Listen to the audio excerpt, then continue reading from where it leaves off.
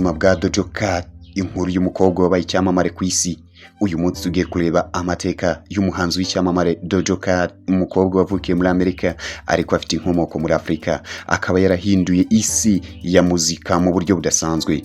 Ubuzima bwe dore ko ari umukobwa wavukiye muri Los Angeles mu mwaka wa 1995. Se umubyara yari umunya South Africa, naho nyina ari umunyamerika. Yakuze akunda imbyino n'umuziki kuva akiri muto, ndetse yatangiye gushyira indirimbo ze kuri internet cyangwa se ku mbuga nkoranyambaga. Indirimbo ye ya mbere ni More, niyo yamwamamaje cyane, nubwo yari indirimbo itangaje cyane ndetse igaragara nk'isekeje cyane, ariko yamushyize ku rwego mpuzamahanga. Nubwo yari imeze nk'urwenya, yatumye aba ahantu henshi ndetse atangira kumenyekana, ndetse abantu benshi bagenda bamutahura, ndetse yaje kuba ikimenyetso ku isi nyuma yaho yasohoye album nka Hot Pink na Planet H zamugejeje ku rwego rwo hejuru mu muziki w'isi. Indirimbo nka Say So zamugize icyamamare ku isi yose.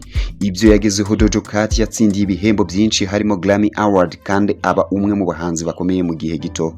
Umwihariko we dore ko Doja Cat yaje kuba ari umwe mu bantu ndetse bagereranyijwe, akaba ari umwe mu bahanzi bakora uburyo ahuza rap, pop ndetse na R&B, ndetse n'uburyo akoresha imbuga nkoranyambaga. Ni umukobwa uzwiho style itangaje, ndetse Doja Cat ni umwe mu rugero rw'uko impano ishobora gukura cyane no kwihanganira ndetse no guhanga udushya. Ibyo bishobora kuba byakugeza ku bintu bigiye bitandukanye, ndetse akaba ari umwe mu bantu baje kwamamara ndetse aza gukundwa. Uyu Doja Cat akaba ari umuhanzi w'umunyamerika w'umuraperi, akaba yarasohokeye mu Rwanda ku munsi wa tariki 17, dore ko ari umukobwa watangiye nyine kuba yakora ibintu bigiye bitandukanye, ndetse akora igitaramo muri BK Arena aragitwika. Doja Cat amazina ye nyakuri bamwita Amara Zandile Dlamini. Yavutse tariki 21 Ukwakira mu mwaka wa 1995, avukira Los Angeles muri United States America, ndetse papa we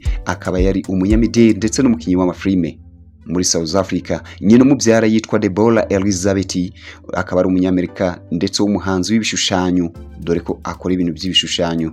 Bivuze ko Doja Cat afite inkomoko ivanze Afrika ndetse na Amerika. Uyu Doja Cat yatangiye gukora umuziki akiri muto cyane, dore ko yatangiye kumenyekana mu mwaka wa 2018 nk'uko nabibabwiye mu ndirimbo ye ya mbere nka More yari isa nk'isetsa.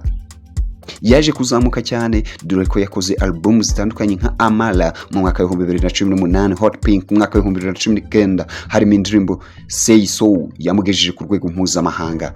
Planet H yo yaje kuyikora mu mwaka wa 2021, yamugize umwe mu bahanzi bakomeye ku isi. Yaje gutsindira ibihembo Grammy Award, ndetse yabaye umwe mu bahanzi b'abagore bayoboye chart nka Billboard. Imiterere ye y'umuziki, Doja Cat uvanga rap na pop ndetse na R&B, imyambarire n'imyitwarire idasanzwe, creativity style, ibyo akaba ari imwe abantu benshi bakunze kumwibazaho, ndetse no kwishyiraho amabara agiye atandukanye, gukoresha cyane social media mu kwamamaza. Uyu Doja Cat akaba ari umukobwa udasanzwe ndetse ukora indirimbo abantu benshi bakamukunda, ndetse style yiwe igakurura abantu benshi cyane.